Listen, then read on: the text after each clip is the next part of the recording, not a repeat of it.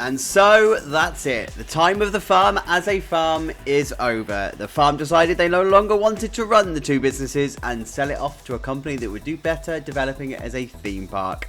Some of the farm elements will still remain for now, but it's time to start the process of transforming what was once a lovely little family park into something people will enjoy for generations to come and annoy the neighbours.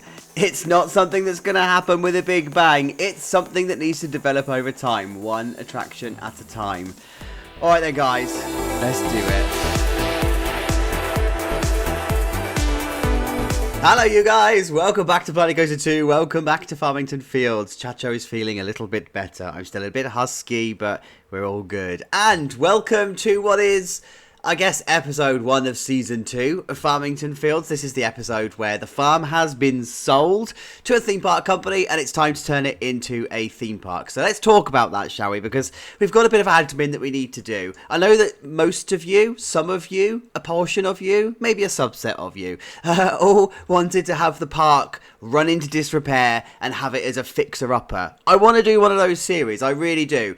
But this isn't that kind of series. I actually wanted to tell the story this time of a farm who has realised that actually they don't want to do the farm anymore, they don't want to do the theme park anymore, they just want to sell it to somebody who's going to turn it into whatever they want. So therefore they sell it as it is. Now what that means is that a theme park company wouldn't just come in and make sweeping changes to everything because they need to, because it needs fixing up and it needs masses of money spent on it.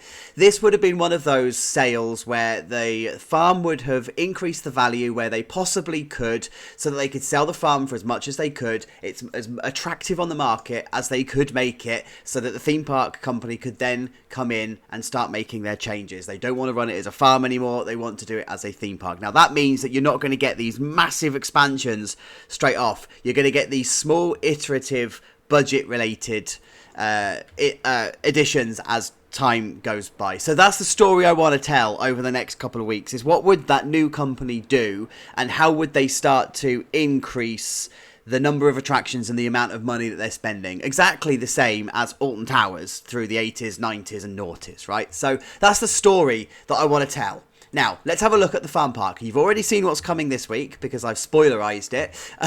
But actually, the thumbnail probably tells you what's coming this week anyway. So, this is the entrance area. It's exactly as we left it. There's nothing here that has been changed, but it's the perfect little entrance area for the theme park. Then we've got the first coaster that was put in, but actually it probably would, in the timeline, would be the second coaster that was put in. But we've got a family coaster. Look at the queue for it. Oh, hello. And then we've just got a couple of supporting flat rides and a building here that is the restaurant. So that's fine. Then we've got the junior coaster that's here. I really like this junior coaster. I absolutely love it. So it's in a mildly themed area. Some money was spent on some theming when it was part of the farm. I think maybe the theme park would probably want to come in and do something with this. I don't quite know what yet. I need to play that one out. But I think there's definitely scope to theme park this out, or this is certainly the level of theme that the park would be going for in the early days, you know, bring everything else up to this kind of standard before then some mass money is spent onto it. Then you've of course got the petting zoo. Now this is probably one of the first things on the kill list. This is probably one of the first things that the new theme park company will come in and say, let's either do something with, or let's get rid completely and just close the area off and do something with it. Now, they wouldn't necessarily just want to close the area off because you've got these two really key buildings. You've got this one down here and you've got this one here. They are really important buildings. They're prime real estate for all sorts of stuff. So this would probably be the first one that's prime for redevelopment, but not necessarily immediately. But yeah, they wouldn't want to run the farm element of this for much longer, or for much after acquiring the park anyway. There'd be an element of overlap, but they probably wouldn't want to keep it. And then of course we've got the new area that we put in last week. So we've got all of this stuff that's kicking around. I think this would be the bit where the new theme park operator would come in and say, right, let's develop this area. Let's do what we need to do in this space. So this is where we are for this week, and this is what we are adding. It is a Jetstar. Now, as you know, I've not been very well. I'm still not very well, and I am trying to take things a little bit easier when it comes to content, and I want to tell a different story this time. So I don't want this episode to be about me showing off something that I have built. I want to tell the story about what the park would do in the early days. Now, for that reason, it sounds like such an excuse, doesn't it? For that reason, I've taken this off of the workshop. 2 reasons, actually. That being the first reason. The second one, I couldn't do better than this myself. This is bloody incredible. Absolutely incredible. There are 2 jet stars that are available on the workshop. So if I go to jet, we've got this one here. Can I show it on the workshop? Because you might want to see the share code. That one is decent if you want to do your own custom supporting. Actually, I'm sorry. I'm going to do this the other way around because of the way they appear on my screen. This is the one that I'm going to use. This one here. It's brilliant. There is the share code for it. Creator, where are you? Yeah. I'm not even going to. Thank you for the creation, Mr. Broccoli. Or Miss Broccoli. Might be Miss Broccoli. Ms. Broccoli. Thank you, Broccoli. This is the share code for that Jetstar. And then the other Jetstar is going to be here somewhere. And as I said, it's brilliant if you're wanting to do your own custom supporting and you're going to want to tweak it ever so slightly. Now you're seeing everything that is in my portfolio. There it is. So it's that one there. As I said, comes with no supports, so you're welcome to put your own supports in, and that's John Wardley. I don't think it's the real John Wardley. So they're the 2 Jetstars. Anyway, why have I chosen a Jetstar? Good question, my friends, and that's because this would be something that would be a little bit more family friendly, something that would be relatively cheap to put in, something that would be fitting of the time. So think of the way that Alton Towers put in the black hole just after they did the corkscrew, and it's something that's nice and simple. Now, I think this is going to be a throughput nightmare. I don't know what's going on here. I don't know why that. I need to check that out. So I don't know. Yeah, I need to check that out. So this is going to be a throughput nightmare, but that's the whole point. It's something cheap and thrilling. Now, what am I thinking on this one? Well, I'm thinking that we're going to need a queue line. So, of course, the queue line is going to come through here. And I do actually want to start the process of it feeling like Alton Towers. So I kind of want to bring the queue down here. And I want to do something in a like roundabout sort of way. And then have some landscaping and that sort of stuff. We're going to need a photo unit. So I think I'm going to put the photo unit in this kind of space here. So if I get my trusty 1 meter thing... where are we? 1 meter, 1 meter, 1 meter. There we go. I don't think it's going to need to be that particularly big. In fact, I don't even know if it's going to need to be 4 by 4 meters. But anyway, that's kind of like where I'm thinking that the photo unit is going to be. And then what I am going to do is convert this into a shop of some sort. And I think we're going to need to have some kind of gift shop. And I think that gift shop might need to come into this kind of space around about the area that you're going to have the entrance for the ride. So there you go. In terms of theme, I don't know yet. I'm going to play it out and see what happens. We're already 8 minutes into this, but I'm already telling a story. So I think this is just going to be a cut to done and call it. There you go. So I'll see you in a minute. Alright, I'm going to do middle part, but it's going to be really quick, I promise. I absolutely promise. I had serious creator's guilt, actually. I thought to myself, I can't just take somebody's work from the workshop, plonk it in, decorate around it, and call it done. However, I'm a day and a half in. I don't feel very well. And this has now taken me longer already than the entire last episode did.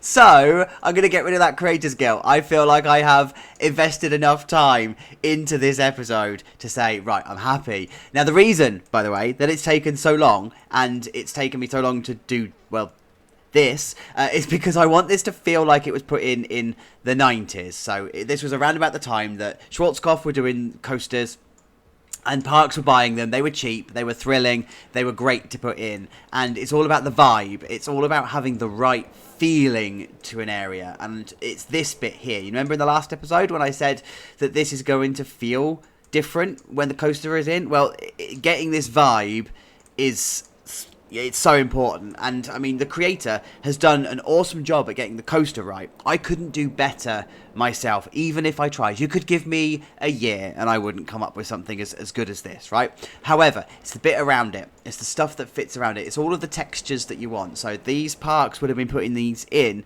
the late 90s, in the early 90s, late 80s.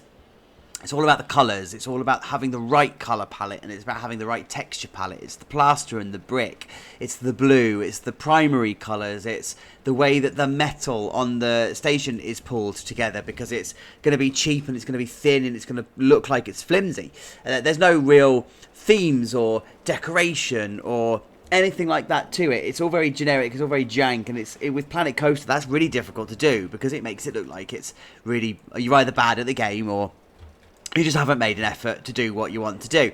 So this is kind of where I'm going right now. This whole area has taken on many forms.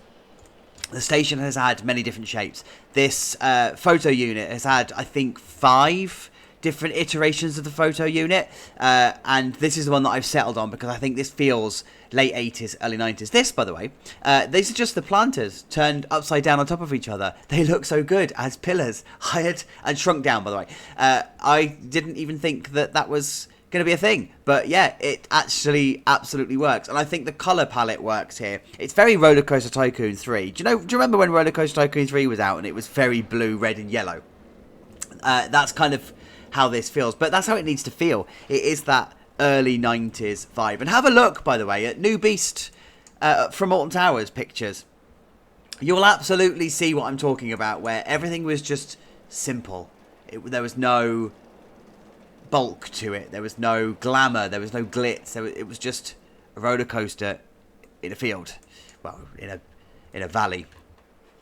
Anyway, so that's what I'm going for here, and the area is coming together quite nicely. I like the brick, and I like the distinction between where the path has ended and they've put the brick in, and over time they're going to come in and brick everything. Update 7, by the way, is going to give us recolorable paths. I hope we get recolorable bricks, because these need to be darkened, I think, given a little bit of aging and stuff. So anyway, this is the shop. This is what I just came down to. The little shop. I wanted there to be a gift shop here. I wanted it to be somewhere that, guests could just come and buy tat and just be done with it. And I like how this is in here. It's a really small, intimate unit. I had visions and stuff of having all of this on the back wall. So I've put a screen, but of course if we're going for the early 90s, flat screens didn't exist yet. They would still be the big bulky monitors. But I've kind of got to go with what the game gives me.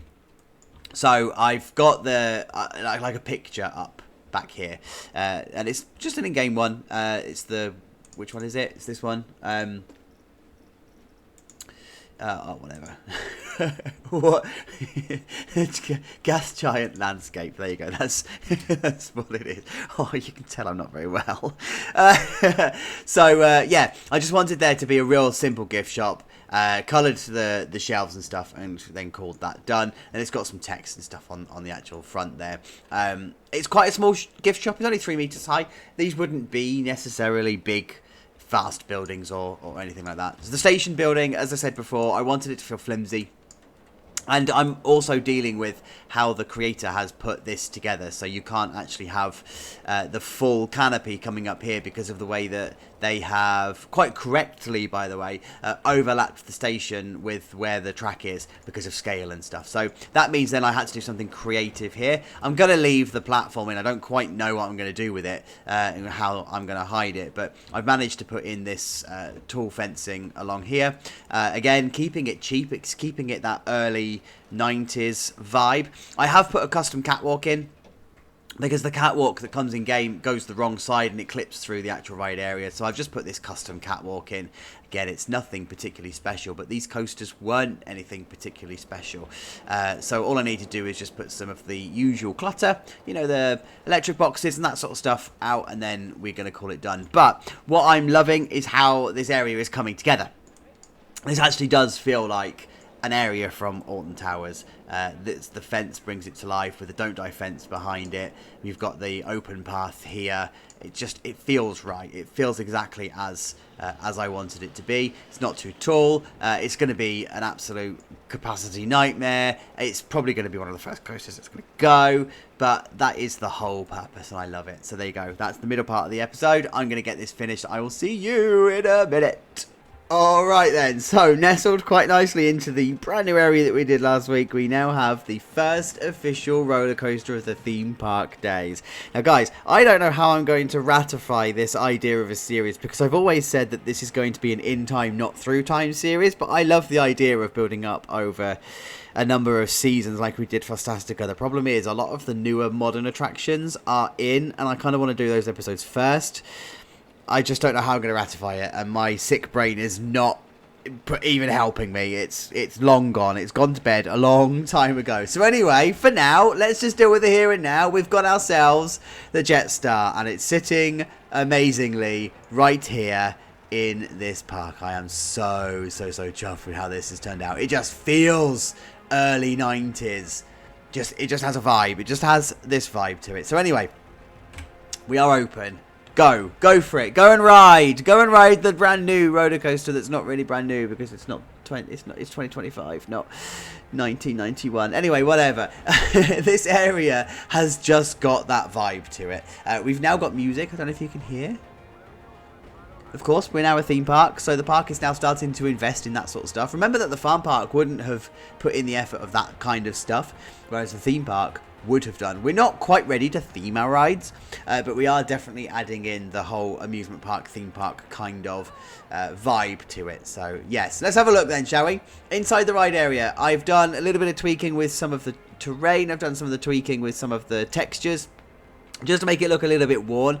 I didn't want to do any kind of growth or foliage going on in here. I really wanted to, but actually it didn't feel right. When I did it, it didn't feel right. It kind of cluttered out a little bit. So yeah, I like the idea of the area being a little bit more clean. However, what I did do was put a load of bushes and stuff all along this side just to give it a little bit of overgrowth, and then this is the view that we are talking about from down on the pathway. I love it. I absolutely love it. It's perfect. The first drop just facing you as you're walking towards it, it's brilliant. And I love the fact, by the way, that this coaster isn't too imposing.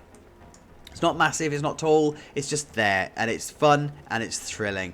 The issue here, by the way, it's all sorted. It turns out it's to do with the first cycle, and it's to do with the fact that we're using the multiverse coaster on multiple stations. There's just a thing in the game that it just doesn't like. But once it's all sorted, you can see that it's no problem, so it's fine. The issue is resolved. But the exit station, I wasn't too keen on this, because I didn't like the fact that it wasn't consistently designed. I didn't like the fact that I couldn't put the canopy in. I didn't like the fact that I couldn't just copy across the station canopy. But actually, looking at this exit now, this actually feels a little bit Alton Towers. Do you know what I mean? It's just got an Alton Towers vibe to it. I can't quite explain it. I think it's because it's almost similar to Rita. I think that's what it is, in the fact that Rita comes out onto a plaza and straight into a ride photo shop that's facing you. It's got a very familiar feeling vibe. But anyway, what I have done is just a little bit of overgrowth underneath this bit. This is essentially what I did over here, but it just didn't feel right in that location. However, it just feels right. Feels right here. But I have also just put in some more sculptured and manicured stuff here. That definitely was needed to break up this space. I didn't want to keep this. I didn't want to keep this open, and I didn't want to make it overgrown. I wanted this area to be kept. So then we've got the ride photo unit. Just a little bit of touching up work that's happened here. The roof is actually slightly bigger than I had originally planned, so it now overhangs ever so slightly. Well, not ever so slightly. Overhangs enough for it to have a little bit of a personality. And now that we've just got some of the kitting out, and it's assigned to a ride. Well, no, it was assigned to the ride to start with, wasn't it? But now it's actually open, and it's got a little bit of detailing in there. It's exactly as it should be. So I'm here for it. I quite like it, and I think guests are going to use it. There is a bug in the game at the moment where the ride photos only for the ride photos, only one shop is ever used by the game. So I don't know at the moment whether this is the shop that's going to get used or whether it's the one that's over by the Dragon Coaster. I've sent it over to Frontier to have a look at because there's obviously a bug in the game somewhere, in the sense that if you've got more than one ride photo unit, it will only ever take notice of one. It'll ignore the rest. So whatever. It's an AI issue. And then here is the station. So I have just done some real fine tweaks. Again, it doesn't look like I've done much, but remember we're in that like early 90s, very generic, very jank kind of setup. And I had various different roofs here. I had solid roofs, I had corrugated stuff roofs, because we've got corrugated stuff. What actually turned out to be the best, and to be true to the reference images that I've taken from Alton Towers for the new Beast, it's actually glass and coloured white, as if it was like a perspex, like a white perspex glass. And I think this works quite nicely. It just gives an idea of it being glass panels and stuff.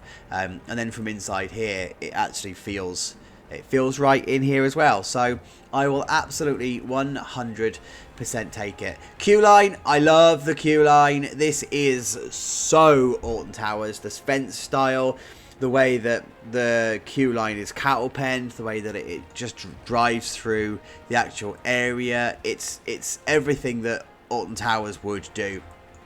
So I'm completely happy with the queue line and how that has come about. We have no name, by the way. If you want to name it, comments below. I will pick the best one, and I promise I will actually do it this time. I'll pick the best one and we'll add it in there. So then the little shop is just a little shop, right? It's exactly what you want it to be. Now it's all open and now it's all happy. It's there. It's looking. It is looking pretty bloody good. So, the other bit I haven't shown you. So the previous petting farm that was here, it's been converted. It's now 4 shops, and then I've just put some brick and stuff in the middle here. So this is a real quick conversion, and I have taken inspiration from some of the other buildings that Alton Towers have done over the years. And if you have a look, sometimes all they literally do is just slap a bit of paint on or slap a couple of awnings up and call it done. And that is exactly what they would do in this instance. They would get rid of the animals, and it's prime real estate. So that's exactly what they would have done, and that's what I've done. So a couple of awnings, a couple of lights, shifted around some of the brick, made it make sense. I definitely wanted to keep these fences, and I didn't want to open it up. I always had this vision that you'd go through the door and then these would be the shops. I decided to use the in-game shops rather than the kiosks, various reasons, but this actually feels better than having the kiosks. So I'm alright with that. I will absolutely take it. I know I said earlier on that this would be the area that's primed for redevelopment. I do definitely want to do that. I think I need a couple of game updates to come along to add stuff, because at the moment the themes that we've got I don't think would do this area justice. So it's definitely on the list of things that need to be redone, and it's on the list of things, it's on the kill list. That's for sure. And I think when we do this whole area, I think there's scope to actually make it come into this area a bit more and expand it a little bit. But I don't really know what that's going to look like yet. So that's future me's problem. But for now, this is where we are sitting with our Jetstar. Guys, thank you so much for getting to the end of the episode. I really do appreciate it. I will see you for the next one. Have yourselves an awesome week. Take care, guys. Bye-bye.